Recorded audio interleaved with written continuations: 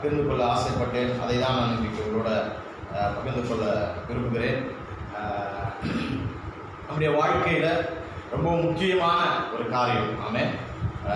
நம்முடைய வாழ்க்கையில் தேவன் செயல்பட விரும்புகிற ஒரு இடம், அல்லது தேவன் கிரியை செய்ய விரும்புகிற ஒரு இடம். ஆமென். தேவன் நம்முடைய வாழ்க்கையை நடத்த விரும்புகிற ஒரு இடம். அந்த இடத்தை குறித்து தான் நான் இன்றைக்கு உங்களோட பேச விரும்புகிறேன். ஆமென். அல்லேலூயா. நிச்சயமாகவே ஆவியானவர் உங்களோட இடைபடுவார் நான் நம்புகிறேன். உங்கள் ஆவியில் ஒரு புதிய மாற்றம் உண்டாயிருக்கும் என்பதை நான் விசுவாசிக்கிறேன். ஆமென். அல்லேலூயா. ஒரு வசனத்தை வாசித்து அந்த வசனத்தோடு நாம் இந்த காரியத்தை நாம் ஆரம்பிப்போம். மத்தேயு எழுதின சுவிசேஷ புஸ்தகம் 26ஆம் அதிகாரம் 41ஆம் வசனம் நான் வாசிக்கிறேன். Matthew chapter 26 verse 41 உங்களுக்காக நான் வாசிக்கிறேன். நீங்கள் சோதனைக்கு உட்படாதபடிக்கு விழித்திருந்து ஜெபம் பண்ணுங்கள். ஆவி உற்சாகம் உள்ளதுதான், மாம்சமோ பலவீனம் உள்ளது என்றார். ஆமென். ஆவி உற்சாகம் உள்ளதுதான், மாம்சமோ பலவீனம் உள்ளது என்றார். அல்லேலூயா. மறுபடியும் நான் வாசிக்கிறேன். நீங்கள் சோதனைக்கு உட்படாதபடிக்கு விழித்திருந்து ஜெபம் பண்ணுங்கள். ஆவி உற்சாகம் உள்ளதுதான், மாம்சமோ பலவீனம் உள்ளது. நீங்கள் மார்க்கில் 14ஆம் அதிகாரம் 38ஆம் வசனத்தில் வாசிங்கனாலும் ஆவிய இயேசு கிறிஸ்து சீஷர்களை பார்த்து சொல்லுகிறதை பார்க்கிறோம். அதே லூக்காவில் நீங்கள் வாசிங்கனாலும் சொல்லுகிறதை பார்க்கிறோம். ஏன் இயேசு கிறிஸ்து இதை சொல்கிறார் அப்படின்னா, இயேசு கிறிஸ்து சிலுவையில் அறையப்படுறதுக்கு முன்னாடி கெத்செமனே தோட்டத்தில் போய் ஜெபம் பண்ணுறாரு. நமக்கு எல்லாருக்கும் தெரியும். ஜெபம் பண்ணும்போது அவர் சற்று சீஷரில் தள்ளி கொஞ்சம் தூரம் போய் ஜெபம் பண்ணிருக்கிறார். அவர் வந்து வேதனையோடு வியாபாரத்தோடு ஜெபம் பண்ண உடனே அவர் நினைக்கிறார், அவரோட நினைச்சிருப்பான்னு நினைக்கிறேன், நம்ம இங்கே ஜெபம் பண்ணுறதை பார்த்து சீஷர்லாம் ஜெபம் பண்ணிருப்பாங்க அப்படின்ட்டு. அவர் நினைக்கிற மாதிரியே நடக்குது இல்லை பாருங்க யாருமே. அவர் ஜெபம் பண்ணி முடிச்சுட்டு வந்து பார்க்குறாரு, பார்த்தா தூங்கிட்டு இருக்காங்க. பாருங்களேன், எவ்வளோ பெரிய பிரச்சனைக்குள்ளே போயிட்டு இருக்கிறேன் நான், நிம்மதியாக தூங்கிட்டு இருக்கிறீங்களே. அந்த அளவுக்கு இருள் அவர்களை மூடி இருந்தது பாருங்க. ஒரு 3 முறை கிட்ட வந்து அவங்ககிட்ட பேசுறாரு, கேட்கிறாரு. 3 முறையும் அதே காரியங்கள் தான் நடக்கிறது, சம்பவம் நடக்கிறது. ஆனால் 3ஆம் முறை ஆண்டவர் சொல்றாரு, எப்பா சோதனைக்கு உட்பட அப்படியே ஜெபம் பண்ணுப்பா, எனக்காக ஜெபம் பண்ணாலும் அட்லீஸ்ட் உங்களுக்காக என்ன பண்ணுங்க, ஜெபம் பண்ணுங்க. ஏன்னு சொன்னா அந்த ஜெபம் தான் உங்களை வரக்கூடிய சோதனையிலிருந்து காப்பாற்ற முடியும் அப்படின்றத சொல்றதை பார்க்கணும். சொல்லிட்டு ஒரு ஸ்டேட்மெண்ட் கொடுக்குறாரு இயேசு கிறிஸ்து. என்ன ஸ்டேட்மெண்ட்னா, ஆவி உற்சாகம் உள்ளதுதான், மாம்சமோ பலவீனம் உள்ளது. ஆமென். ஆங்கிலத்தில் மெசேஜ் வெர்ஷன் பைபிள் இப்படி போட்டிருக்கு, spirit interested, willing to interested prayer. Amen. Spirit வந்து எப்பவுமே இன்ட்ரெஸ்டாக இருக்கான், வில்லிங்காக இருக்கான் ப்ரே பண்ணுறதுக்கு. ஆனால் மாம்சம் தான் அதோடு ஒத்துழைக்க மாட்டோம், பாடி ஒத்துழைக்க மாட்டோம். ஆமென். அல்லேலூயா. அப்போ ஆவியில எப்போதுமே ஒரு உற்சாகம் நமக்குள்ள இருந்து கொண்டே தான் இருக்கிறது. ஆமென். அதை குறித்து தான் நீங்க தியானிக்க போகிறோம். ஆமென். நம்முடைய சரீரத்தில் நம்முடைய ஒரு மனிதனுடைய வாழ்க்கையில 3 பகுதிகள் முக்கியமானதாக இருக்குது பாருங்க. ஆவி, ஆத்மா, சரீரம். ஆமென். இது 3 சேர்ந்தாதான் மனிதன். ஆமாவா இல்லைங்களா? இது 3 சேர்ந்தது தான் மனிதன். இது 3 இல்லைன்னு சொன்னா மனிதன் கிடையாது. இது 3 ஏதாவது ஒன்று இருந்தாலுமே ஏதோ பிரச்சனைகள் இருக்குன்னு அர்த்தம். அல்லேலூயா. அப்போ ஆவி, ஆத்மா, சரீரம். நிறைய நேரங்கள்ல நம்முடைய வாழ்க்கையில இந்த சரீரத்தை மாத்திரம் தான் நம்ம என்ன பண்றோம், கான்சன்ட்ரேஷன் பண்ணிட்டு. இந்த சரீரம் என்ன சொல்லுகிறது, இந்த சரீரத்துக்கு என்ன தேவை, இந்த சரீரத்தை எப்படி பராமரிக்கிறது, இந்த சரீரத்தை எப்படி பாதுகாக்கிறது, இந்த சரீரத்துக்கு என்னெல்லாம் அழகூட்டுகிறது, என்னெல்லாம் மெருகேற்றுவது, இந்த சரீரத்தை எப்படிலாம் பில்டப் பண்றது. சில பேர் வந்து ஸ்லிம்மா இருக்கிறதுக்கு ட்ரை பண்றாங்க, சில பேர் குண்டாகிறதுக்கு ட்ரை பண்றாங்க, சில பேர் அழகாகிறதுக்கு ட்ரை பண்றாங்க, சில பேர் வெள்ளையாகிறதுக்கு ட்ரை பண்றாங்க, சில பேர் ஹைட் ஆகிறதுக்கு ட்ரை பண்றாங்க. என்னவோ பாருங்க, சரீரத்துல என்னவோ மாற்றங்களை கொண்டு வர வேண்டும் மனிதன் போராடி கொண்டே இருக்கிறான் பாருங்க. ஈவன் கிறிஸ்துவர்களுமே. ஆமென். அல்லேலூயா. கருப்பா இருக்கிறான், வெள்ளையாவன ஆசைப்படுறான், வெள்ளையா இருக்கான், கருப்பாவன ஆசைப்படுறான், ஹைட்டா இருக்கிறான், குள்ளமான ஹைட்டா இருக்கிறான். ஸோ இப்படி நிறைய சரீரத்தில் அப்படியே போராடிட்டே இருக்காங்க பாருங்க ஜனங்க. இதை பண்ணணும், அதை பண்ணணும், நைட்டு இப்படி பண்ண, இதை சாப்பிடணும், அதை பண்ணணும், எல்லாமே பயங்கர ஃபுல் ஃபோக்கஸ்டா நம்ம மாம்சத்துல தான் என்ன பண்றோம், கிரியை செய்து கொண்டிருக்கோம். இது வெளிப்பிரகாரமான காரியங்களோடு நின்று விட்டா பரவாயில்ல, இது கொஞ்சம் உள்ள போய் இன்னமும் சரீரத்துல தான் என்ன பண்ணுது, வேலை செஞ்சுட்டு. ஆத்மாவும் சரீரத்துக்கு தான் வேலை செய்யற மாதிரி மாத்திடுறோம் பாருங்க. ஆத்மான்னு சொன்னா நம்முடைய சிந்தை, எண்ணம், உணர்ச்சி, 3 சேர்ந்தது தான் ஆத்மா. அதுவும் என்ன பண்ணுது, ஆத்மாவுக்கு தான் ஆத்மாவும் சரீரத்துக்கு தான் வேலை செய்யற மாதிரி நம்முடைய சூழ்நிலைகள் மாற்றி விடுகிறோம். அதாவது நம்முடைய சிந்தையை, நம்முடைய சித்தத்தை, நம்முடைய உணர்ச்சி எல்லாமே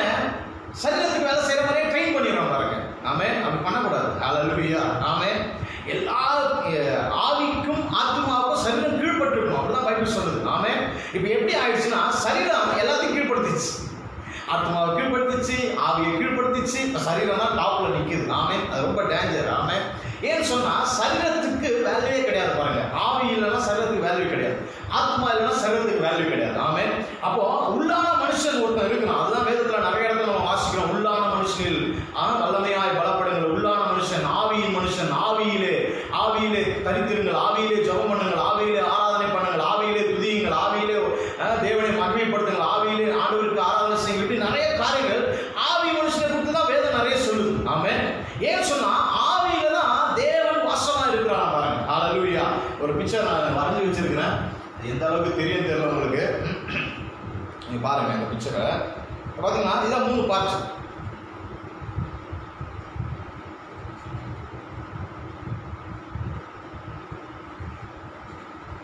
தெரியும்னு நினைக்கிறேன். நான் அந்த பிக்சர் உங்களுக்கு எடுத்து அனுப்பிவிடுறேன் நான். ஸோ அது வெள்ளை பேப்பராக இருந்தாலும் உங்களுக்கு லைட் வச்சதுல தெரியாது. இங்கே வந்து 3 பகுதி வரைஞ்சி வச்சிருக்கேன் நான்.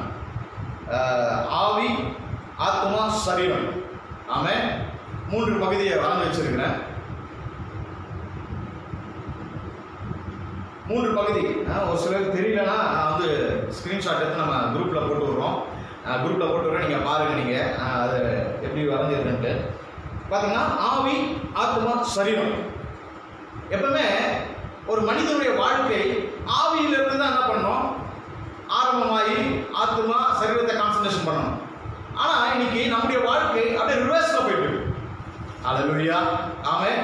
நம்ம வந்து இங்கேருந்து கான்சன்ட்ரேஷன் பண்ணி இங்கே போக ட்ரை பண்ணுறோம், ஆனால் முடியாது. ஹல்லேலூயா. இஸ்ரவேல் ஜனங்கள் 40 வருஷம் வனாந்தரத்தில் சுத்தினாங்க. ஆமென். ஹல்லேலூயா. மொபைலில் காமிக்கிட்டு இருப்பாங்க. 40 வருஷம் வனாந்தரத்தில் சுத்தினாங்க. ஹல்லேலூயா. ஏன் சொன்னா அவங்க வந்து கானானுக்கு போறதுக்கு எப்படி ட்ரை பண்ணாங்க, வெளியிலேருந்து போக ட்ரை பண்ணாங்க. அதனால அவ்வளோ டிலே ஆயிடுச்சு, நிறைய பேர் போகவே முடியல, எல்லாமே ஆயிடுச்சு. ஆனா வேதம் சொல்லுகிறது நம்ம கானானில இருந்து இங்க வெளியே வந்து இதையும் கானானா மாற்றணும். ஹல்லேலூயா. ஆமென் சொல்றீங்க. நம்முடைய கானான் உள்ளதான் இருக்குது. அப்ப ஆவியிலிருந்து தான் நாம் செயல்பட வேண்டும். நம்முடைய செய்கைகள், நம்முடைய ஆக்டிவிட்டிஸ் எல்லாமே எங்கிருந்து செயல்படணும்னா ஆவியிலிருந்து தான் செயல்படணும் பாருங்க. ஏன்னா வேதம் அப்படிதான் சொல்லுகிறது. நீங்க வாஸ்து பார்த்தீங்கன்னு சொன்னீங்கன்னா ரோமர் 8ஆம் அதிகாரம் 1ஆம் வசனம் இப்படி சொல்லுகிறது. எடுத்து நீங்க வாஸ்து பார்த்தீங்கன்னா ரோமர் 8:1 வாஸ்து பார்த்தீங்கன்னா, ஆனபடியால் கிறிஸ்து இயேசுக்குட்பட்டவர்களாய் இருந்து மாம்சத்தின்படி நடவாமல் ஆவியின்படி நடக்கிறவர்களுக்கு ஆக்கினை தீர்ப்பு இல்லை. அப்போ ஆவியின்படி நம்ம நடக்க வேண்டும் என்று தேவன் விரும்புகிறார். ஹல்லேலூயா. எத்தனை பேர் ஆமென் சொல்றீங்க?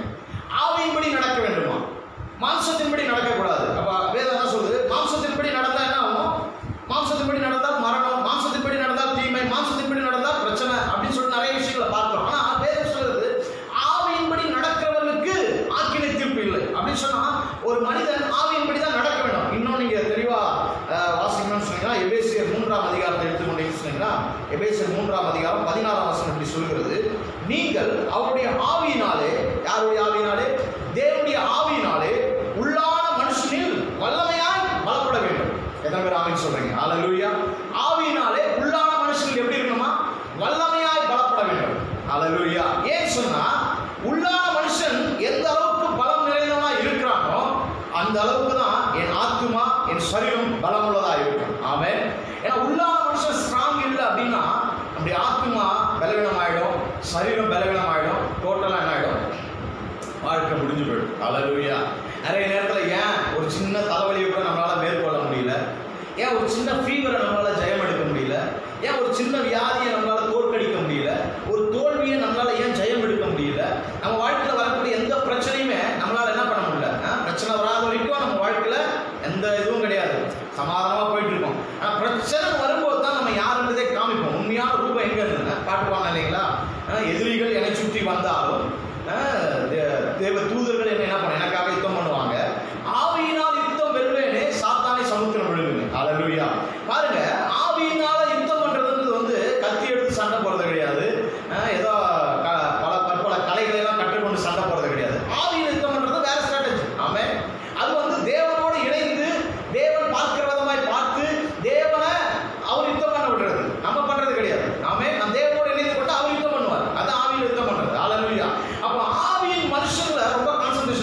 பாருங்க. இன்னைக்கு நிறைய கிறிஸ்தவர்களுடைய வாழ்க்கையில சரீர பிரகாரமா நிறைய பார்த்துட்டு இருக்கோம், நிறைய பேசிட்டு இருக்கோம், நிறைய ப்ராப்ளத்தை ஃபேஸ் பண்ணிட்டு இருக்கோம். திரும்ப திரும்ப அதே பிரச்சனை, திரும்ப திரும்ப அதே பாவம், திரும்ப திரும்ப அதே சாபம், திரும்ப திரும்ப அதே வியாதி, திரும்ப திரும்ப அதே பலவீனம். இதுல இருந்து எல்லாம் மீண்டு வரவே முடியல. காரணம் என்ன தெரியுங்களா?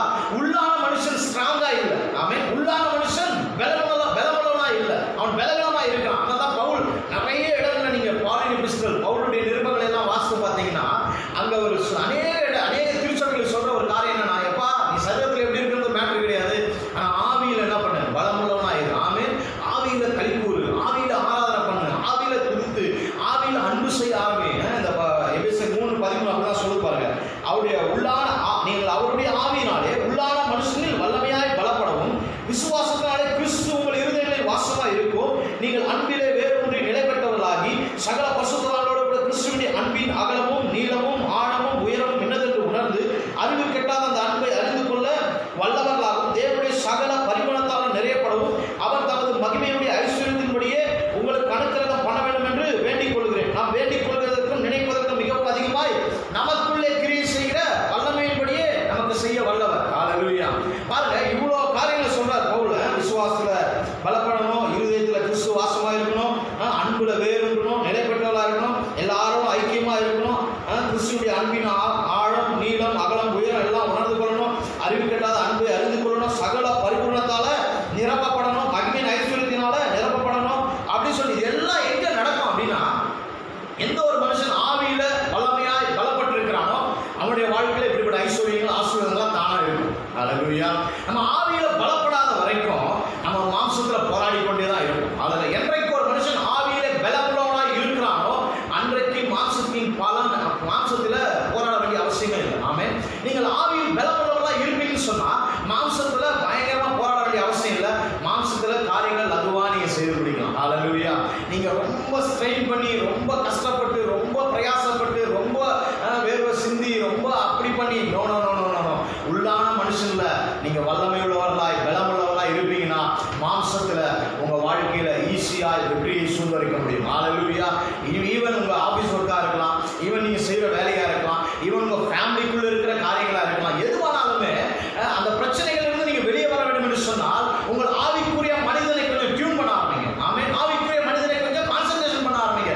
ஆவிக்குரிய மனிதனுக்கு கொஞ்சம் போதனை கொடுக்க ஆரம்பிங்க. ஆமென்.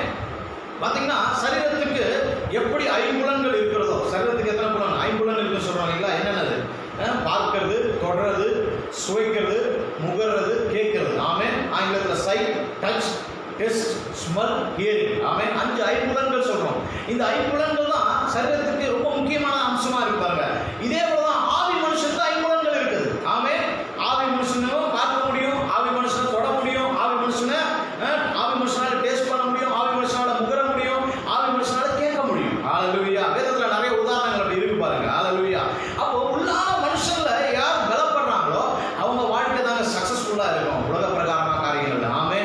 வெளி பிரகாரமான காரியங்கள் சக்சஸ்ஃபுல்லா இருக்கும். ஆவிக்குரிய வாழ்க்கை சக்சஸ்ஃபுல்லா இருக்கும். பாவம் மேற்கொள்ள முடியாது, சாபம் மேற்கொள்ள முடியாது, வியாதி மேற்கொள்ள முடியாது, தரித்திரம் மேற்கொள்ள முடியாது, அந்தகாரம் மேற்கொள்ள முடியாது, இருள் மேற்கொள்ள முடியாது, தீமை மேற்கொள்ள முடியாது, ஒரு காரியமும் ஜெயம் எடுக்க முடியாது. ஏன் சொன்னா உள்ளான மனுஷன்ல நம்ம ஸ்ட்ராங்கா இருக்கும். ஹல்லேலூயா. ஆமென். இதுல நிறைய காரியங்கள் நான் எழுதி வச்சிருக்கேன். அந்த லைட் வெளிச்சத்துல உங்களுக்கு தெரியாதனால நான் அப்படியே முடிஞ்ச அளவுக்கு நான் சொல்றேன். நான் பாருங்க, இந்த ஸ்பிரிட், சோல், பாடி இது 3 சேர்ந்து தான் மனுஷன்.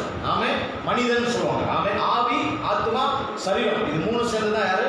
மனிதன். ஹல்லேலூயா. இது 3ல ஏதாவது ஒன்று மிஸ் ஆச்சுனாலுமே அவன் வந்து பாத்தீங்கன்னா, இப்போ உதாரணத்துக்கு பாடி மிஸ் ஆயிடுச்சுன்னு வச்சுங்களேன், செத்த பணமாயிடுறாங்க. ஆமென். பாடியில் எதுவுமே இல்லை, உணர்ச்சியே இல்லைன்னா என்ன சொல்லிடுறாங்க? அவங்க கோமா ஸ்டேஜில் இருக்காங்க அப்படின்னு சொல்றாங்க. ஒருவேளை ஸ்பிரிட் மிஸ் ஆயிடுச்சுன்னா என்ன சொல்றாங்க?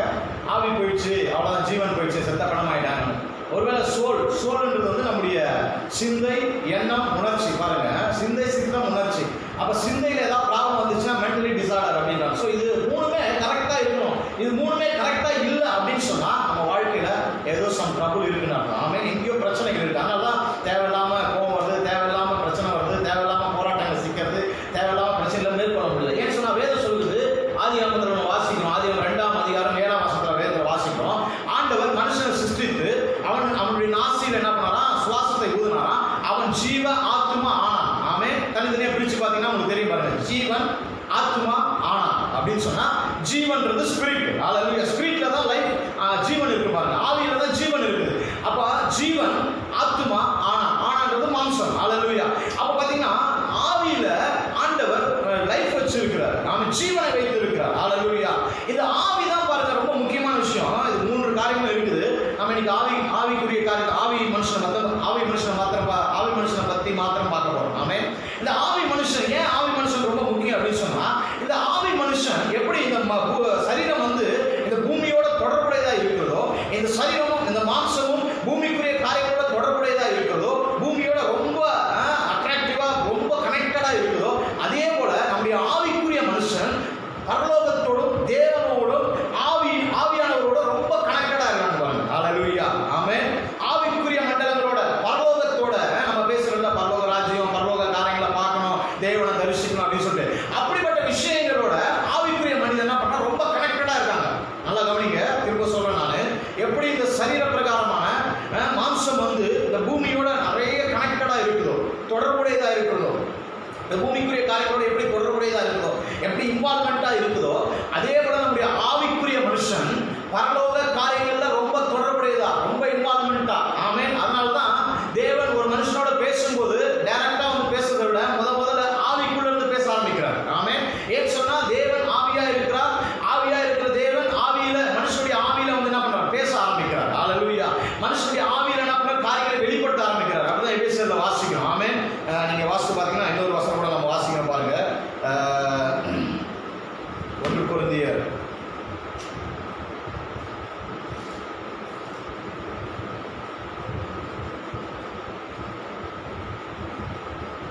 2ஆம் அதிகாரம் 2ஆம் அதிகாரத்தில் 9ஆம் வசனம் வாசிக்கிறோம். எழுதியிருக்கிறபடி தேவன் தம்மில் அன்பு கூறுகிறவர்களுக்கு ஆயத்தம் பண்ணினவர்களை கண் காணவும் இல்லை. பாருங்க, தேவன் ஆயத்தம் பண்ணினது. நல்லா யோசிச்சுங்க. ஆவிக்குரிய காரியங்களை தேவன் ஆயத்தம் பண்ணினது ஆவிக்குரிய விதத்துல தான் பார்க்க முடியுமே தவிர மாம்சத்துல பார்க்க முடியாது. அதான் இங்க பைபிள் சொல்லுது.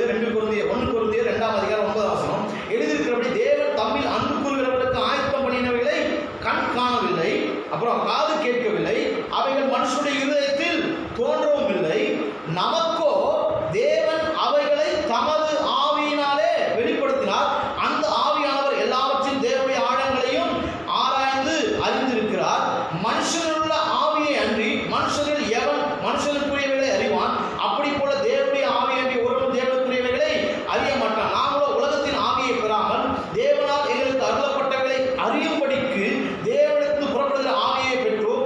அவைகளை நாங்கள் மனுஷ ஞானம் போதிக்கிற வார்த்தைகளால் பேசாமல் பசுத்தாவி போதிக்கிற வார்த்தைகளாலே பேசி ஆவிக்குரியவைகளோடு சம்பந்தப்படுத்தி காண்பிக்கிறோம். ஜென்ம சுபாவமான மனுஷனோ தேவனுடைய ஆவிக்குரியவைகளை ஏற்றுக்கொள்ளலாம். அவைகள் அவனுக்கு பைத்தியமாக தோன்றும். அவைகள் ஆவிக்கேற்ற பிரகாரமாய் ஆராய்ந்து நிதானிக்கப்படுகிறவைகளானதால் அவைகளை அறியவும் மாட்டான்.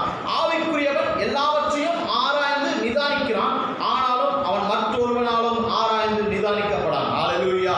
பாருங்க, அப்ப ஆவிக்குரிய மனுஷன் ஏன் ரொம்ப முக்கியம் அப்படின்னு நான் சொல்றேன்னா, தேவன் எல்லாவற்றையும் தம்முடைய ஆவியில தான் வெளிப்படுத்துறார். நம்முடைய ஆவியில தான் தேவன் என்ன பண்றாரு, வெளிப்படுத்துறார். அப்ப நம்ம ஆவியில கான்சென்ட்ரேஷன் பண்ணாம தேவன் பேசணும் நிறைய நேரத்தில் அப்படிதான் ஜோம் பண்ணிட்டு பேசும். ஆண்டவரே பேசுங்க, ஆண்டவரே உங்க சத்தம் கேட்க மாட்டேன், ஆண்டவர் சத்தத்தை எப்படி கேட்கறது, இப்படிலாம் நிறைய கொஸ்டின்லாம் வரும் பாருங்க. நான் சொல்றேன், உங்க ஆவி மனுஷன் நீங்க கான்சென்ட்ரேஷன் பண்ண ஆரம்பிச்சுட்டா போதும், ஆவியிலே தேவன் பேசுகிறதை உங்களால் உணர முடியும். ஆமென். வேதம் அப்படிதான் சொல்லுது. மனுஷனுள்ள ஆவியை அன்றி எவன் மனுஷனுக்குரியவர்களை அறிவான். அப்படி போல தேவனுடைய ஆவியை அன்றி ஒருவனும் தேவனுக்குரியவர்களை அறிய மாட்டான். அப்ப தேவனுடைய ஆவி நம்முடைய ஆவியில வாசமா இருக்கிறார். பாருங்க, ஒரு மனுஷன் வந்து ரட்சிக்கப்பட்ட உடனே அவனுடைய ஆவி உயிர்ப்பிக்கப்படுகிறது. ஆமென். ரட்சிக்கப்பட்ட உடனே என்ன பண்ணுது, மரித்து போய் கிடக்கிற செத்து போய் கிடக்கிற ஆவி உயிர்ப்பிக்கப்படுகிறது. அதான் எபேசியர் 2ஆம் அதிகாரத்தில் வாசிக்கிறோம், 1ஆம் அதிகாரத்தில் வாசிக்கிறோம், 2ஆம் அதிகாரத்தில் வாசிக்கிறோம். அக்கிரமங்களிலும் பாவங்களிலும் மரித்துள்ளா இருந்த அவர் நம்ம என்ன பண்ணார், கிறிஸ்துவோடு கூட உயிரோடு எழுப்பினார், அவரோட கூட உன்னதத்தில் உட்கார வைத்திருக்கிறார். அப்போ ஆவியில ஒரு மனுஷன் மரித்து போய் கிடக்கிறான். பாருங்க, ஆதாம் கிட்ட ஆண்டவர் சொன்னார், என்ன சொன்னாரு, இந்த பழத்தை சாப்பிட்டேன்னு சொன்னா நீ என்ன பண்ணுவ, அதை புசிக்கும் நாளிலே சாகவே சாவாய். உடனே செத்து போயிட்டாங்களா? இல்ல. அவன் சரீரம் சாகல. அப்ப தேவன் சொன்ன பொய்யா? இல்ல. அவன் சாப்பிட்ட உடனே ஆவிக்குரிய கண்கள் அடைக்கப்பட்டுச்சு, ஆவிக்குரிய பார்வை மங்கி போயிடுச்சு, ஆவிக்குரிய அந்த தொடர்பு, ஆவிக்குரிய அந்த கனெக்ஷன், ஆவிக்குரிய மண்டலங்களோடு இருக்கிற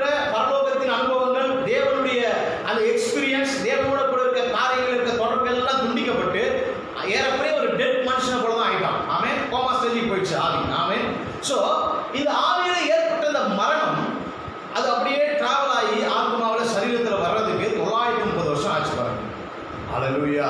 ஆமென். 930 வருஷம் அந்த மரணம். ஏன் சொன்னா தேவன் ஒரு மனுஷனை படைக்கும் போது பயங்கரமா சிருஷ்டிச்சிருக்காரு பாருங்க. எதுவுமே அவனை மேற்கொள்ள முடியாதுன்ற லெவல்ல தான் மரணமே ஒரு ஆதாம் வந்து மேற்கொள்ளணும். ஆதாம் தவறு செஞ்சா மரணம் வந்துடும் சொன்னோம். ஆண்டவர் சொன்னாரு இதை புசிச்சனா மரணம் வந்துடும்பான்ட்டு.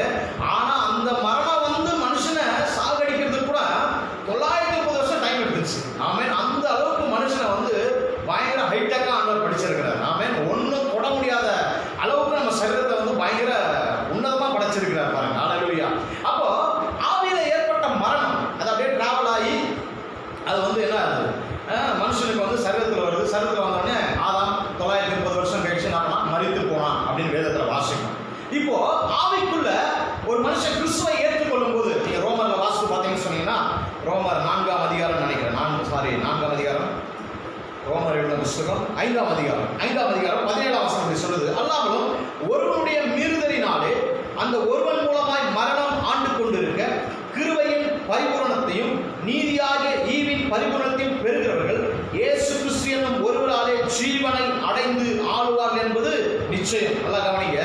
அல்லாமலும் ஒருவனுடைய மீறுதலினால அந்த ஒருவன் மூலமாய் மரணம் ஆண்டு கொண்டிருக்க, யார் மூலமாய்? ஆதாம் மூலமாய் கிருபையின் பரிபூரணத்தையும், அதாவது தேவனுடைய பரிபூரணத்தையும் ஈவையும் விசுவாசிக்கிற, நீதியாக ஈவின் பரிபூரணத்தையும் விசுவாசிக்கிற பெற்றுக்கொள்கிற நமக்கு இயேசு கிறிஸ்து என்னும் ஒருவராலே ஜீவனை அடைந்து ஆளுவார்கள். எப்படி ஆதாம் சாத்தானுடைய வார்த்தை கேட்டு, பிசாசுடைய வார்த்தை கேட்டு ஆவியில மரித்து போனானோ, அதே போல அதை நம்பி மரித்து போனது போல இயேசுவை விசுவாசிக்காமல், பிதாவை விசுவாசிக்காமல், பிசாசை நம்பி அவன் மரித்து போன, ஆவியில மரித்து போனது போல நம்முடைய வாழ்க்கையில இயேசுவை நம்பி விசுவாசிக்கிறவர்களுக்கு நித்திய ஜீவன் ஹல்லேலூயா உண்டாயிருக்கு வேதம் சொல்லுது. எத்தனை பேர் ஆமென் சொல்லுங்க? ஹல்லேலூயா. அப்ப நித்திய ஜீவனா என் ஆவி கிறிஸ்துவை, நான் இயேசுவை ஏற்றுக்கொள்ளும் போது என் ஆவி உயிர்ப்பிக்கப்படுகிறது. செத்து கிடந்த அல்லது தேவனுக்கும் எனக்கும் தொடர்பில்லாத இருந்த, அல்லது தேவனுடைய மண்டலங்களுக்கும் பரலோகத்துக்கும் தொடர்பில்லாத இருந்த என்னுடைய ஆவி இயேசு கிறிஸ்துவோடு நான் விசுவாசிக்கும் போது அது உயிர்ப்பிக்கப்பட்டு அது பரலோகத்தோட ஒரு கனெக்ஷனை உண்டு பண்ணுது. ஆமென். ஹல்லேலூயா. எப்படி பூலோகத்துல ஒரு மனிதன் தாயின் கருவிலிருந்து பிறந்த உடனே பூமிக்கும் அவனுக்கு ஒரு தொடர்பு ஏற்படுகிறதோ, அதே போல ஆவியில ஒரு மனுஷன் பிறக்க ஆரம்பிக்கும் போது, ரட்சிக்கப்பட ஆரம்பிக்கும் போது, கிறிஸ்துவை விசுவாசிக்க ஆரம்பிக்கும் போது ஆவியின் காரியங்களோட, அதாவது ஆவியின் காரியங்கள்னா பரலோகத்தோட, தேவனுடைய அனுக்கிரகங்களோட, தேவனுடைய அதிசயமான காரியங்களோட, பரலோகத்தின் வல்லமைகளோட தொடர்பு படுத்தப்படும். ஆவிக்குரிய மண்டலங்களோட அவனுடைய ஆவி தொடர்புல இருக்குது. ஹல்லேலூயா. எத்தனை பேருக்கு புரிஞ்சுது? ஆமென். அப்போ அந்த ஆவியில தொடர்புல இருக்கிற அந்த மனுஷனுக்குள்ள ஒரு ஜீவன் வருது. ஆமென். வேதம் அப்படிதான் சொல்லுது. ஆமென். நித்திய ஜீவன். ஹல்லேலூயா. அந்த ஜீவனை பெற்றுக்கொள்ளும் போது எப்படி ஆதாம் வந்து தேவனை விசுவாசிக்காமல் பிசாசை விசுவாசிச்சு மரணத்தை பெற்றுக்கொண்டு, அந்த மரணம் அப்படியே ஆளுகை செஞ்சு அவனை ரொம்ப நாளுக்கு அப்புறம் வந்து சரீரத்தில் வந்து அது கிரியை செய்தோ, அதே போல கிறிஸ்துவை விசுவாசிக்கிற நமக்கு ஆமென் ஆவியில ஒரு புது ஜீவன் கொடுக்கப்படுகிறது. அந்த ஜீவனை நீங்களும் நானும் தியானிக்க ஆரம்பிக்கும் போது, அந்த ஜீவனோட வாழ்ந்து பழக ஆரம்பிக்கும் போது, அந்த ஜீவனை நம்ம வந்து கான்சென்ட்ரேஷன் பண்ணும்போது, அந்த ஜீவனிலே வாழ ஆரம்பிக்கும் போது, அந்த ஜீவன் எப்படி ஆதாமுக்குள்ள ஆவியின் மரணம் அவனுடைய ஆத்மாவில சரீரத்தில் வந்ததோ, அதே போல விசுவாசிக்கிற நமக்கு தேவனுடைய ஜீவன் ஆவியிலே வந்திருக்கிறது. அந்த ஜீவன் ஆத்மாவிலும் சரீரத்திலும் அது கிரியை செய்ய ஆரம்பிக்கும். எத்தனை பேர் ஆமென் சொல்றீங்க? அந்த ஜீவன் ஆத்மாவிலும் சரீரத்திலும் கிரியை செய்ய ஆரம்பிச்சுச்சுன்னா, நீங்க வாசித்து பார்த்தீங்கன்னா ரோமர் 8ஆம் அதிகாரத்தில் இப்படி சொல்லப்பட்டிருக்கிறது. ரோமர் 8ஆம் அதிகாரம் 10ஆம் வசனம் இப்படி சொல்லுது, மேலும் கிறிஸ்து உங்களில் இருந்தால் சரீரமானது பாவத்து நிமித்தம் மரித்ததாயும் ஆவியானது நீதி நிமித்தம் ஜீவன் உள்ளதாயும் இருக்கும். அன்றியும் இயேசுவை மரித்தோரிலிருந்து எழுப்பினுடைய ஆவி உங்களில் வாசமாய் இருந்தால் கிறிஸ்துவை மரித்தோரிலிருந்து எழுப்பினவர் உங்களில் வாசமாய் இருக்கிற தம்முடைய ஆவியினாலே சாவுக்கு ஏதுவான உங்கள் சரீரங்களை என்ன பண்ணுவாராம்? உயிர்ப்பிப்பார். ஹல்லேலூயா. எத்தனை பேருக்கு புரியுது தெரியல? ஆமென். அப்போ எப்படி ஆதாமுக்குள்ள ஒரு ஆவி போச்சு, ஆதாமுடைய ஆவியில ஒரு மரணம் ஏற்பட்டு அந்த மரணம் ஆத்மாவில சரீரத்தில் வந்ததோ, அதே போல எனக்கு நான் கிறிஸ்துவை ஏற்றுக்கொள்ளும் போது, விசுவாசிக்கும் போது கிறிஸ்துவின் ஜீவன் என் ஆவிக்குள்ள வந்திருக்குது. இப்ப இந்த ஆவியின் ஜீவனை நான் போக்கஸ் பண்ணும்போது, இந்த ஆவியின் ஜீவனை நான் அதை பெற்றுக்கொண்டேன் என்று விசுவாசிக்கும் போது, இந்த ஆவியின் ஜீவன் எனக்குள்ள இருக்குது, கிறிஸ்துவின் ஜீவன் என் ஆவிக்குள்ள இருக்குது, கிறிஸ்துவின் ஜீவன் எனக்குள்ள தான் இருக்குது, என் ஆவியில கிறிஸ்து வாசமா இருக்கிறார் நான் நம்பி, கிறிஸ்துவை மரித்தோர் எழுப்பினுடைய ஆவி எனக்குள்ள இருக்குது நான் நம்பி விசுவாசிக்க விசுவாசிக்க விசுவாசிக்க என் ஆத்மா, என் சரீரம் அது ஜீவனுள்ளதா இருக்கும். ஆமென். சாவுக்கு எதுவான சரீரங்களை என் ஆவி உயிர்ப்பிக்கக்கூடியதா இருக்குது. அப்படின்னு சொன்னா இந்த ஆவிக்குள்ள வந்த அந்த ஜீவன், அந்த நித்திய ஜீவன் என்னை சாவாமைக்கு நேராக நடத்துகிறது. ஆமென். மரணம் என்னை தொட முடியாது, மரண பயம் என்னை தொட முடியாது, வியாதி என்னை தொட முடியாது, பலவீனம் என்னை தொட முடியாது, அந்தகாரம் என்னை தொட முடியாது, குறைவு என்னை தொட முடியாது, தரித்திரம் என்னை தொட முடியாது, சமாதான கெடுதல் என்னை தொட முடியாது, சந்தோஷத்தை கெடுக்கிற எந்த ஒரு காரியத்தையும் என் சரீரத்திலையும் ஆத்மாவிலையும் ஆவியில என்ன பண்ண முடியாது, தொட முடியாது. எத்தனை பேர் ஆமென் சொல்றீங்க? ஹல்லேலூயா, ஹல்லேலூயா. இந்த மாணவிகளை கர்த்தர் தான் சொன்னார். ஆமென். ஆவியில ஃபோக்கஸ். நிறைய காரியங்கள் இருக்குது, நேரம் இல்லை. நிறைய காரியங்கள் ஆவியை குறித்து நம்ம நிறைய பார்க்கலாம். ஆவியை குறித்து நம்ம கிளாஸ் ஸ்பிரிட்டை குறித்து கிளாஸ் எடுத்தோம்னா நிறைய பார்க்கலாம். நிறைய நேரத்தில் நம்ம என்ன சொல்லிட்டு இருக்கோன்னா, நான் வந்து இந்த சரீரத்துக்கு ஏதாவது ஒன்று ஆயிடுச்சுன்னா அதுதான் ரொம்ப பிரயாசப்படுறோம். சின்ன தலைவலி வந்துட்டாவே அப்படியே மைண்ட்லாம் ஓடிடுது, ஃபியூச்சர் வரைக்கும் போயிடுது. ஐயோ அடுத்து பிள்ளைங்க குடும்பம் அது இது இதெல்லாம் என்ன, இதெல்லாம் செக்யூர் பண்ணோம். இல்லை இல்லை இல்லை இல்லை இல்லை, நீங்களும் நானும் ஜீவனோடு வாழும்படி அழைக்கப்பட்டிருக்கோம், சாகும்படி அழைக்கப்படவில்லை. நல்லா புரிஞ்சுங்க. ஆமென். அழிவுக்குரியது அழியாமையும் சாவுக்குரியது சாவாமையும் தரித்து கொண்டிருக்கிறது. ஹல்லேலூயா. எத்தனை பேர் ஆமென் சொல்றீங்க? ஆமென். அப்ப மரணத்தை ஜெயித்த இயேசு எனக்குள்ள வாசமா இருக்கிறார், என் ஆவியில இருக்கிறார். அவர் மரணத்தையே ஜெயித்தவர் என் ஆவியில இருக்கிறார். நான் புரிந்து கொள்ள என் சிந்தைக்குள்ள நான் அறிந்து கொள்ள என்னுடைய சிந்தையில அப்படிப்பட்ட ஒரு வெளிப்பாடு உண்டாக அதை தியானிக்க என் சரீரம் ஆட்டோமேட்டிக் என்ன பண்ணும், ஜீவனுள்ளதாய் மாறிவிடும். உறுப்புகள் ஜீவனுள்ளதாய் மாறிவிடும். செத்து கிடக்கிற எல்லா உறுப்புகளும் அந்த ஜீவனுள்ளதாய் மாறிவிடும். டாக்டர் சொல்லியிருக்கலாம் அவங்கள பார்த்து, உங்க உறுப்புல பழுதாயிடுச்சு, உங்க உறுப்பு செயலிழந்து போயிடுச்சு, உங்க அவயங்கள் வந்து பழுதா போயிடுச்சு, உங்களுக்கு வயசாயிடுச்சு, உங்களுக்கு சுகர் வந்துச்சு, பிபி வந்துச்சு, அது வந்துச்சு, எல்லாமே சொல்லலாம். ஆனால் உங்களுக்குள்ள இருக்கிற ஜீவனின் ஆவியை நீங்கள் தியானிக்க ஆரம்பிக்கும் போது, கிறிஸ்துவின் ஜீவனை தியானிக்க ஆரம்பிக்கும் போது, ஆவிக்குள்ளாய் வாசமாய் இருக்கிற கிறிஸ்துவை குறித்த கிறிஸ்துவின் அந்த உயிர்த்தெழுதல் வல்லமையை தியானிக்க ஆரம்பிக்கும் போது உங்கள் ஆத்மாவிலும் உங்கள் சரீரத்திலும் பழுதாய் போனது எல்லாமே புதிதாய் மாற்றப்படும். எத்தனை பேர் ஆமென் சொல்றீங்க? ஹல்லேலூயா. அதனால சங்கீதக்காரன் தாவீது 103ஆம் சங்கீதத்தில் சொல்லும்போது இப்படி சொல்றான், அவர் உன் வயது திரும்ப கழுக்கு சமானமான வயது திரும்ப வாழ வயது போல ஆகும். ஏன் அப்படி சொல்றான்? ஏங்க உலக பிரகாரமா வயசாகிட்டே போச்சுன்னா வயசு ஏறிட்டே போகும்போது தோற்றங்களும் மாறுது, வயசானவங்களே தோற்றம் காட்டுது. ஆனா சங்கீதத்தில் வாசிக்கணும் 103ஆம் சங்கீதத்தில் கழுக்கு சமானமான வயது திரும்ப ரிவர்ஸ் வரும். அப்படின்னு சொன்னா கிறிஸ்துவன் ஆவிக்குரியவன் எப்பவுமே இளமையா இருக்கணும். ஆவியில மரணம் இல்லை. எத்தனை பேர் ஆமென் சொல்றீங்க? ஹல்லேலூயா. ஆவியில வியாதி இல்லை. ஆமென். ஆவிக்குரிய மனுஷனுக்கு பலவீனம் இல்லை. ஆவிக்குரிய மனுஷனுக்கு குறைவு இல்லை. ஆமென். ஆவிக்குரிய மனுஷன் எப்பவுமே ஆரோக்கியமா தான் இருக்கான். அதனாலதான் இயேசு கிறிஸ்து சீஷர்களை பார்த்து சொல்லும்போது சொன்னாரு, ஆவி உற்சாகம் உள்ளது. ஆமென். எத்தனை பேர் ஆமென் சொல்றீங்க? இன்னொரு வசனம் கூட நம்ம வாசா கொரிந்தியர் நினைக்கிறோம், 1 கொரிந்தியர்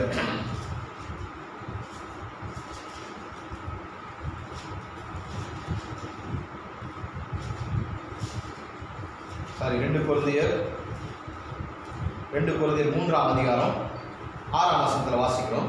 புது உடன்படிக்கையின் ஊழியக்காராய் இருக்கும்படி அவரே எங்களை தகுதி உள்ளவராக்கினார். அந்த உடன்படிக்கை எழுத்துக்குரியதா இராமல் ஆவிக்குரியதா இருக்கிறது. பாருங்க, புது உடன்படிக்கை ஆவிக்குரியதா இருக்கிறது. பழைய உடன்படிக்கை எழுத்துக்குரியதா இருந்தது. நியாயப்பிரமாணம், கட்டளை, இதை ஃபாலோ பண்ணணும், அதை ஃபாலோ பண்ணணும், இதை செஞ்சாதான் அதை செஞ்சாதான். ஆனால் புது உடன்படிக்கை எழுத்துக்குரியதா இல்லை, ஆவிக்குரியதா இருக்குது. ஆவியில தான் ஃபோக்கஸ் பண்ணணும். நீங்க வந்து கற்பனையை தொங்க விட்டுட்டு அதை ஃபாலோ பண்றேன், இதை ஃபாலோ பண்றேன் அப்படின்னா அப்போ நான் விழுந்து போயிடுவோம். ஹல்லேலூயா.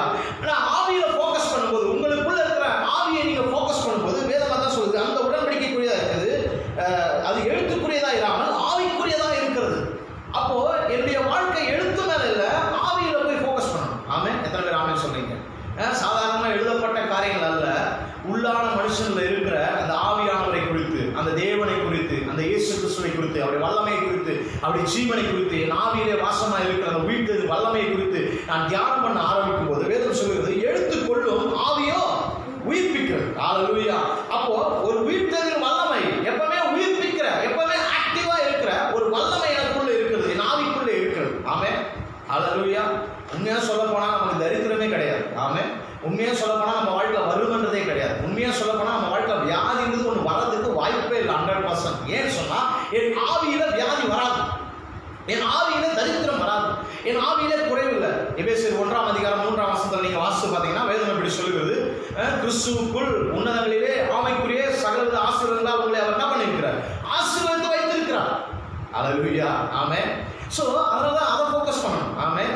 அதை ஃபோக்கஸ் பண்ணி ஆவியின் வழிநடத்தின்படி நான் நடக்க ஆரம்பிக்கும் போது நிறைய இடத்துல மாம்சத்தின்படி தான் நடக்கணும். அதனால தான் ரோமர் 8ஆம் அதிகாரம் நீங்க வாசிங்க. ரோமர் 8ஆம் அதிகாரம் ஃபுல் அண்ட் ஃபுல் ஆவியில நடந்தா எப்படி இருக்கும், மாம்சத்துல நடந்தா வாழ்க்கை எப்படி இருக்கும் அப்படின்றத பத்தி போடப்பட்டிருக்குது. ஆமென். நீங்க நேரம் கிடைக்கும் போது நீங்க உட்கார்ந்து வீட்டில் வாசிங்க. ரோமர் 8ஆம் அதிகாரம் கம்பல்சரி வாசிங்க. ஆவியினால ஒரு மனுஷன் நடத்தப்பட்டா அவன் வாழ்க்கை எப்படி இருக்கும், மாம்சத்தில் நடத்தப்பட்டா அவன் வாழ்க்கை எப்படி இருக்கும், அவன் முடிவு எப்படி இருக்கும், அவனுக்கும் தேவனுக்கும் எப்படி இருக்கும், அவனுக்கும் தேவனுக்கும் இருக்க உறவு எப்படி இருக்கும், ஆவியில நடத்தப்பட்டா உறவு எப்படி இருக்கும், மாம்சத்தில் நடத்தப்பட்டா உறவு எப்படி இருக்கும், அப்படின்னா நிறைய காரியங்கள் போடப்பட்டிருக்கு. நேரம் நான் அப்படி சொல்லி கொண்டு போறேன் பாருங்க. அப்போ ஆவியின் மனுஷனை ஃபோக்கஸ் பண்ணணும். ஆவியில தான் பாருங்க எல்லாமே இருக்குது. ஆவி தான் உயிர்ப்பிக்கிறது. அதனால ஸ்ரீசல பார்த்து இயேசு சொன்னாரு, எப்பா தூங்காத, ஆவி எப்பவுமே உற்சாகமா இருக்குது, மாம்சம் தான்ப்பா ரொம்ப பலவீனப்படுத்துது. அப்போ இந்த மாம்சத்துக்கு கான்சன்ட்ரேஷன் கொடுக்க கூடாதுன்னு நான் சொல்லலை. மாம்சத்தை ஃபோக்கஸ் பண்றதை விட நீங்க ஆவியை ஃபோக்கஸ் பண்ணும்போது, ஏன்னா வேதம் நம்மை பார்த்து ஆவின்னு தான் கூப்பிடுது. ஆமே, நீங்களும் நானும் ஒரு ஆவி, we are the spirit.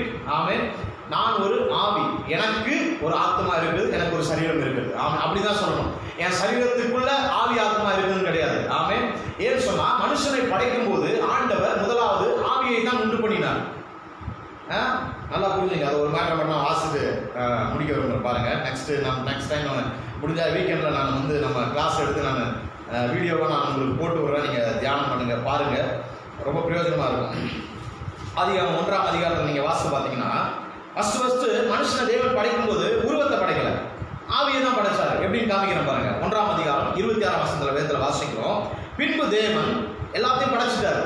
எல்லாத்தையும் படைச்சு நல்லது என்று கண்டான்னு சொல்லிட்டு கடைசியா வந்து பின்பு தேவன் நமது சாயலாகவும் நமது ரூபத்தின்படியையும் மனுஷனை உண்டாக்குவோமாக. இவர் பேசினாலே உண்டாயிடும். அப்படிதான் இவர் பேசினாலே உண்டாயிடும். இப்போ உண்டாக்குவோமாக அப்படின்னு சொன்ன உடனே ஆவி உண்டாயிடுச்சு. எந்த ஆவி? மனுஷனுக்குள்ள இருக்க ஆவி. முதல்ல அதுதான் சிருஷ்டிக்கப்படுது. ஆமே, நீங்க மூல பாஷையில் வாசி பார்த்தீங்கன்னா அப்படிதான் இருக்குது. ஆமே, அப்ப ஸ்பிரிட் ஃபார்ம் ஆயிடுச்சு. பாருங்க, பின்பு தேவன் நமது சாயலாகவும் நமது ரூபத்தின்படியையும் மனுஷனை உண்டாக்குவோமாக. அவர்கள் சமுத்திரத்தின் மச்சங்களையும் ஆகாயத்து பறவைகளையும் மிருகஜீவங்களையும் பூமி அனைத்தையும் பூமியின் மேல் ஊரும் சகல பிராணிகள் என்ன பண்ணுவாங்க? ஆழக்கடவர்கள் என்றால் அதுக்கப்புறம் தான் தேவன் தம்முடைய சாயலாக மனுஷனை சிருஷ்டித்தார். அவனை தேவ சாயலாகவே சிருஷ்டித்தார். அவனை தேவ சாயலாகவே ஆணும் பெண்ணுமாக என்ன பண்ணார்? சிருஷ்டித்தார். 2ஆம் அதிகாரம் 7ல் வாசிக்கிறோம். தேவனாகிய கர்த்தர் மனுஷனை பூமியின் மேல் மண்ணினாலே உருவாக்கி ஜீவ சுவாசத்தை அவன் நாசியிலே ஊதினார். அவன் மனுஷன் ஜீவாத்மா. ஜீவ சுவாசம் சொன்னா ஏற்கனவே உருவாக்கப்பட்ட அந்த ஸ்பிரிட் அவனுக்குள்ள என்ன பண்றாரு? அனுப்புறாரு. அல்லேலூயா. எத்தனை பேர் ஆமென் சொல்றீங்க? ஆமென். அப்போ ஆண்டவர் ஆவியில தான் ஃபோக்கஸ் பண்ண விரும்புறாரு பாருங்க. ஒவ்வொரு மனுஷனும் ஆவியில ஃபோக்கஸ் பண்ணணும். ஒவ்வொரு விசுவாசியும் ஆவியில ஃபோக்கஸ் பண்ணணும். அதனால்தான் ஆவிக்குரிய வாழ்க்கை எல்லாம் நம்ம பேசுவோம். நம்ம நிறைய பேசுவோம். ஆவிக்குரிய வாழ்க்கை என்னமோ, ஆவிக்குரிய மனுஷனுமோ, ஆவியில் என்னமோ, அபிஷேகத்தில் ஆவியில நிறைந்து ஜெபம் பண்ணணும். ஆனா என்னன்னு மேட்டர் தெரியாது. அல்லேலூயா. நான் சொல்றேன், ஆவியில ஃபோக்கஸ் பண்ணி ஆவியில நீங்க தேவனை ஆராதனை செய்ய ஆரம்பிக்கும் போது, நீங்க 5 நிமிஷம் ஆவியில ஆராதனை பண்ணி நீங்க 5 நிமிஷம் ஆவியில ஆராதனை பண்ணி நீங்க தேவனை மகிழ்ப்படுத்தும் போது அதில் இருக்கிற பிளஸ்ஸிங்கே பயங்கரம். ஆமென். ஃபுல் கான்சன்ட்ரேஷன் ஆவியில இருந்து, ஆண்டவரே என் ஆவியில் இருக்கிற தேவனை உள்ள திரும்பாங்க. நிறைய நேரத்தில் இப்படி மேலே பார்த்து ஆராதிப்போம், ஆவியானவர் இங்க இருக்கிற மாதிரி இல்ல, ஆவியில வாசம் பண்றாரு எனக்குள்ளே. ஆமென். நான் ஒரு ஆவி, எனக்கு ஒரு சரீரமும் எனக்கு ஒரு ஆத்மாவும் கொடுக்கப்பட்டிருக்கு. அல்லேலூயா. அப்போ இந்த ஆவியில வாசம் பண்ணுவதற்கு, இந்த ஆவியில ஃபோக்கஸ் பண்றதுக்கு ஒரே ஒரு காரியம் தாங்க. ஆமென். இந்த ஆவிக்குள்ள போனோம் அப்படின்னா, ஆவிக்குள்ள போனோம்னா அதுக்கு ஒரே ஒரு கேட்வே எது அப்படின்னு தெரியுங்களா? நம்முடைய ஆத்மா தான், நம்முடைய சிந்தை தான். ஆமென். இந்த ஆவியில ஃபோக்கஸ் பண்ணணும், அந்த ஆவிக்குள்ள நான் போய் பார்க்கணும் அப்படின்னா அதுக்கு சிந்தை தான் கேட்வே. அதுதான் வாசல்படி. ஆமென். என் மாம்சத்துக்கும் என் சிந்தை தான் வாசல்படி, என் ஆவிக்கும் சிந்தை தான் வாசல்படி. ரெண்டுத்துக்குமே அதான் வாசல்படி பாருங்க. அல்லேலூயா. சோ இந்த சிந்தையில எந்த அளவுக்கு நான் தேவனுடைய காரியங்களையும் தேவனுடைய வார்த்தைகளையும் தேவனுடைய அந்த நன்மைகளையும் நான் தியானிக்க ஆரம்பிக்கிறேனோ, அந்த சிந்தைக்குள்ள இருந்து அது என்ன பண்ணும்? அது என்ன அப்படியே ஆவிக்குள்ளாக கொண்டு போகும். ஹல்லேலூயா. ஏன்னு சொன்னா ஆவிக்குரிய மனுஷன் ஆவிக்குரியவர்களோட சம்பந்தப்படுத்தி பார்க்கணும். ஆமென். அப்போ சிந்தையில நான் என்ன பண்ணேன்? தேவனுடைய வார்த்தையை நிரம்ப அப்போ இந்த சிந்தை என்ன பண்ணும்? ஆவிக்கு நேராக நடத்த ஆரம்பிக்கும். இப்போ நான் ஆவிக்குரிய காரியங்களை பார்க்க ஆரம்பிச்சுட்டேன்னு வச்சுங்களா, என் வாழ்க்கையில் வெளி உலகத்தை பார்த்து ஒரு நாள் புலம்ப மாட்டேன், கவலைப்பட மாட்டேன், துக்கப்பட மாட்டேன். என்னை பார்த்து யாராவது என்ன சொன்னாலும் நான் வந்து சந்தோஷமா இருப்பேன். ஆமென். பவுல் பார்த்தீங்கன்னா எனக்கு ரொம்ப ஆச்சரியமா இருந்த சமயம் இதை தியானிச்சுட்டு இருக்கும்போது, அப்போஸ்தலர் நடவடிக்கைகள் 16ஆம் அதிகாரம், அதை நான் சொல்லி முடிக்க விரும்புகிறேன். 16ஆம் அதிகாரத்தில் வேதத்தில் நீங்கள் வாசித்து பார்த்தீங்கன்னா, அநேக அடிகள் அடித்த பின்பு ஒன்றுமே இல்லை, இவங்க டெய்லி ஒரு இடத்துக்கு ஜெபம் பண்ண போகிறாங்க. போகிற இடத்துல இவங்க போகிற வழியில் ஒரு குறி சொல்கிற லேடி வந்துட்டு போகுது. அது வரும்போதெல்லாம் இவங்களை பார்த்து உன்னதமான தேவனுடைய குமாரர்களே, உன்னதமான தேவனுடைய பிள்ளைகளே அப்படின்னு சொல்லும்போது பவுலுக்கு இது ரொம்ப இரிட்டேட்டிங்காக உடனே என்ன பண்றாரு, அவருக்குள்ள இருக்கிற ஆவியை பாருங்க, அவருடைய ஆவியில போய் அதை பார்க்க ஆரம்பிக்கிறார். மாம்சமா பார்த்தா ஒரு லேடி, ஒரு பெண், ஆமென், ஒரு குறி சொல்ற பெண். ஆனா பவுலுக்கு ஸ்பிரிட்ல இருந்து பார்க்கறதுனால உள்ளுக்குள்ள ஒரு பிசாசு இருக்கிறது தெரியுது. ஆமென், அதை நடத்துகிற ஒரு பிசாசு தெரியுது. உடனே என்ன பண்றாரு, அதை துரத்துறாரு. துரத்துன உடனே இவனுக்கு பிடிச்சிட்டு போய் என்ன பண்ணாங்க, நியாய சங்கத்து தலைவர்கிட்ட ஒப்பு வச்சு, இவங்களால என் பிசினஸ் போச்சு, பாருங்க பிசினஸ்க்காக தான் அதை பண்ணிட்டு இருக்காங்க, பிசினஸ் போச்சு அப்படின்னு சொல்லிட்டு என்ன பண்றாங்க, நியாய சங்கத்தில் கொண்டு போய் விடுறாங்க. விட்ட உடனே வேதத்தில் வாசிக்கிறோம், அநேக அடிகள் அடித்த பின்பு, அநேக அடிகள்லாம் எங்கெல்லாம் அடிச்சாங்கன்னு தெரியல. நிறைய கேள்விப்படுறோம் நம்ம. பார்த்தீங்கன்னா மேலேருந்து கீழே வரைக்கும் அடிச்சிருப்பாங்க. அடிச்சு கால்களில் கைகள் என்னன்னா குழுவ மரத்தில் மாட்டி வச்சுட்டாங்க, உட்காவலரை வச்சுட்டாங்க. அநேக அடிகள் அடித்தாங்க, கால்களையும் கைகள் தொழுவத்தில் மாட்டிட்டாங்க. தொழுவுனா கால் ரெண்டும் இப்படி மேலே தொங்கிட்டு இருக்கிறாங்க, கால் ரெண்டும் மேலே வச்சு. உட்காவலரை அப்படின்னும் போது ஒவ்வொரு செல் அந்த நாட்களில் அந்த ரோமருடைய அந்த செல்ஸ்லாம் பார்த்தீங்கன்னா, அந்த ஜெயிலெலாம் பார்த்தீங்கன்னா பெரிய ஜெயில், அப்புறம் சின்ன ஜெயில், அப்படி அப்படியே அளவு குறைஞ்சிட்டே போயிடுவாங்க. ஒரு குறிப்பிட்ட இடத்துக்கு உட்காவலரை போயிட்டோம் அப்படின்னு சொன்னால் அங்கே நிற்கவே முடியாது. ஒன்று இப்படி உட்காந்துட்டு இருக்கணும், இல்லை முட்டி போட்டுட்டு இருக்கணும், இல்லை உட்காந்துட்டே தான் இருக்கணும், எழுந்துக்க முடியாது, இடிக்கும் மேலே. ஸோ அப்படிப்பட்ட இடத்துல வச்சு நாங்கள் பவுலையும் சீலாவையும். ஆனால் வேதம் சொல்லுது, நடுராத்திரியிலே பவுலும் சீலாவும் ஜெபம் பண்ணி துதித்து பாடினார்கள். எப்படிங்க முடியும்? நான் யோசிச்சு பார்த்தேன், ஒரு வேளை நமக்கு அப்படி ஒரு சம்பவம் நடந்து நம்ம என்ன நினைச்சிருக்கோம், ஒன்று நான் இப்படி நினச்சிருப்பேன், ஒன்று மேக்ஸிமம் என்ன பண்ணியிருப்போம், நம்ம முறுமுறுத்து, ஆண்டவரே என்ன ஆண்டவரே உங்களை நம்பி வந்தேன், இப்படி பண்ணிட்டீங்களே, இப்படி கை விட்டுட்டீங்களே, இப்படி அடிவாங்க வச்சுட்டீங்களே, இப்படி பண்ணிட்டீங்களா அப்படி சொல்லியிருப்போம். இல்லை, ஆண்டவருக்காக நிறைய பாடுகளை பண்ணிட்டேன், சரி இந்த இடத்துலயாவது கொஞ்சம் ரெஸ்ட் எடுப்போம் அப்படின்னு அயர்ந்து தூங்கியிருப்போம், 2 காரணம் பண்ணியிருப்போம். ஆனால் இவங்களுக்கு அடி வாங்கின ஃபீலே இல்லை பாருங்க. ஏன் சரிங்களா, அடி வாங்கின உணர்வே இல்லை, அடிப்பட்ட காயங்கள் வலிக்கிற அந்த வலியின் உணர்வுகளே இல்லை சரீரத்தில். ஏன் சொன்னா முழுக்க முழுக்க ஆவியிலே நிரம்பி வாழ்கிற மனுஷன் ஆவி உற்சாகம் என்பதை நிரூபிக்கும் விதமாய் அந்த சூழ்நிலையிலும் நடுராத்திரியில அவர்கள் ஜெபம் பண்ணி பாடி துதிக்கிறார்களாம். வேதத்தில் வாசிக்கிறோம், அஸ்திபாரங்கள் எல்லாம் அசைந்தது அப்படின்னு சொன்னா இவங்க துதிக்கு பரலோகம் இறங்கி வந்துச்சு. எதனால சொல்றீங்க, அல்லேலூயா. இப்படிப்பட்ட சூழ்நிலை ஆவியில நிரம்பி அவன் துதிச்சா பாருங்க. நான் சொல்றேன், நீங்க மாம்சத்துல 10 மணி நேரம் ஜெபம் பண்றதை விட ஆவியில ஒரு அரை மணி நேரம் நீங்க ஜெபம் பண்ணி பாருங்க. ஆமே, 10 மணி நேரம் நீங்க பண்ணி கிடைக்காத காரியம் அரை மணி நேரத்துல ஆவியில நீங்க பண்ணும்போது பரலோகம் உங்களுக்காக இறங்கி கிரியை செய்ய ஆரம்பிச்சு. அல்லேலூயா. இவன் ஆவியில நிரம்பி இருந்ததுனால சரீர மாம்சத்தை அவன் பொருட்டாவே நினைக்கல. எதை அடிச்சு போட்டாலும் சரி, இது என்ன பண்ணாலும் சரி, அதான் இயேசு சொல்லிட்டார்ல, சார் ஆத்மாவை கொல்ல வல்லவரா இராமல் மாம்சத்தை கொள்ளுகிறவர்களுக்கு என்ன பண்ணாதீங்க, பயப்படாதீங்க அப்படின்ட்டு. அல்லேலூயா.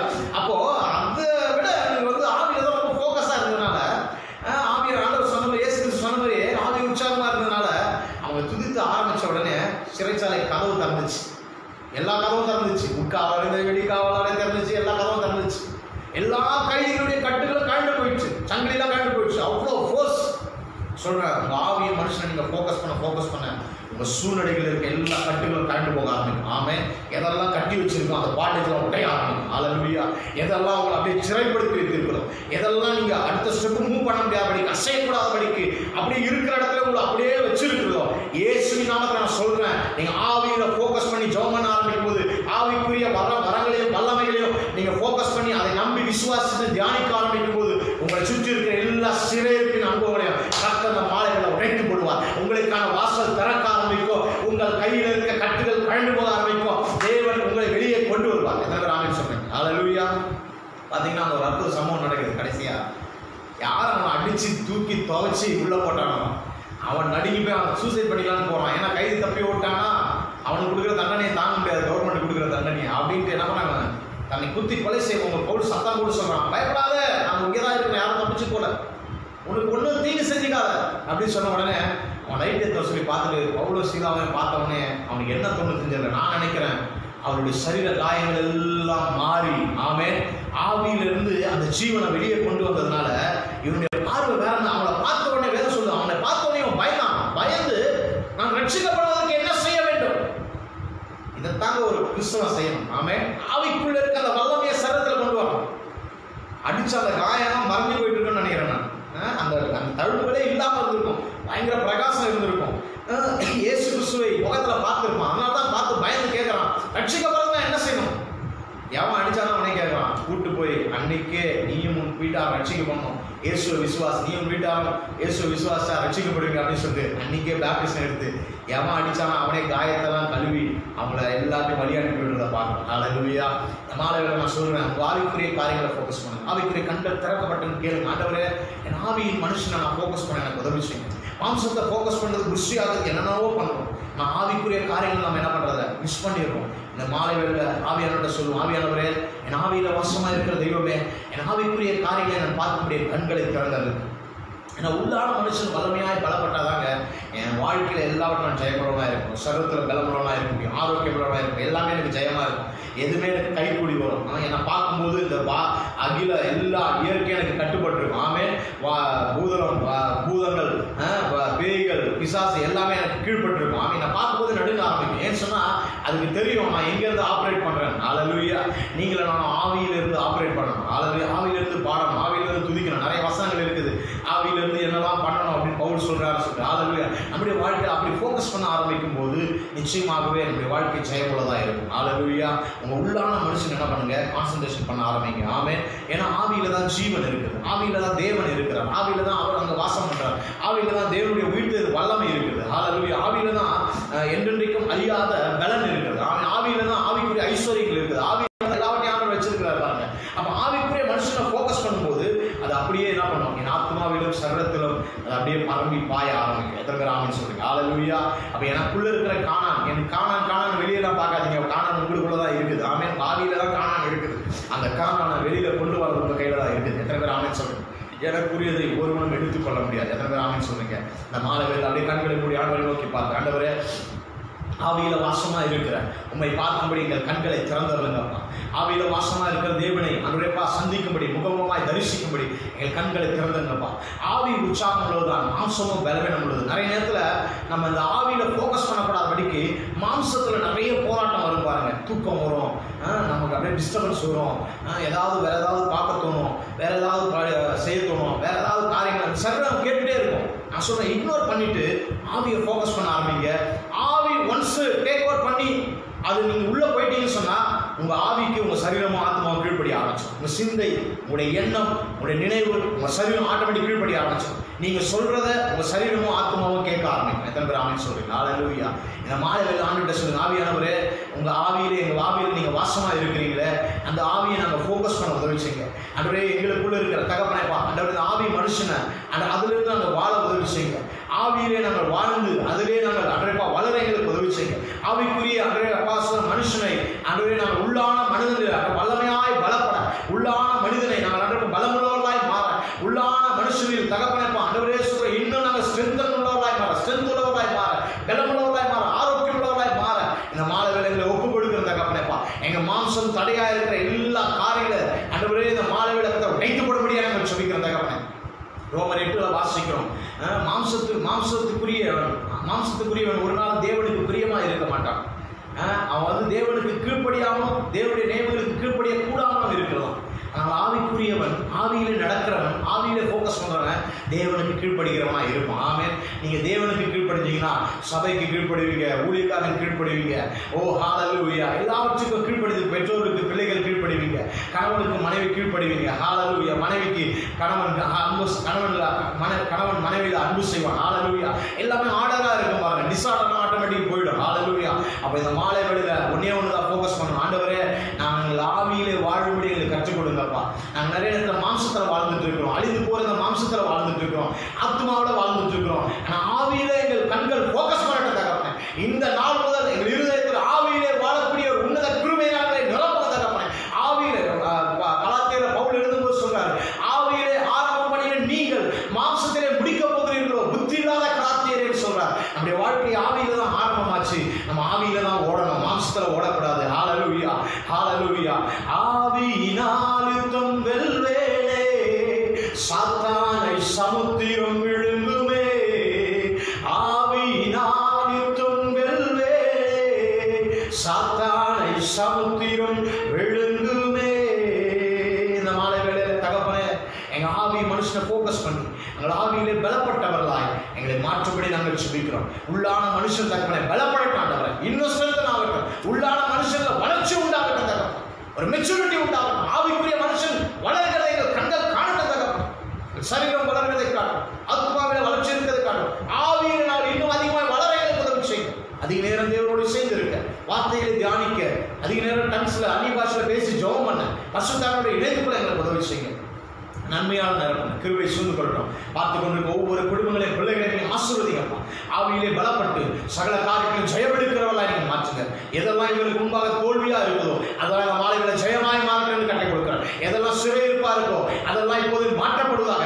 சிறைச்சாலையின் அனுபவங்கள் இயேசுவின் நாமத்தில் அன்றைய சிறைச்சாலை கதவுகள் உடைக்கப்பட்டு வெளியே கொண்டு வரப்படுவதாக. கட்டுகள் கழண்டு போவதாக இயேசுவின் நாமத்தில் தகப்பனப்பா. எல்லாவது அசுவாரம் அசைக்கும் என்று கட்டளை கொடுக்கிறேன். நீங்க அப்படி செய்ய விட நமக்கு நன்றி சொல்றது தகப்பனே.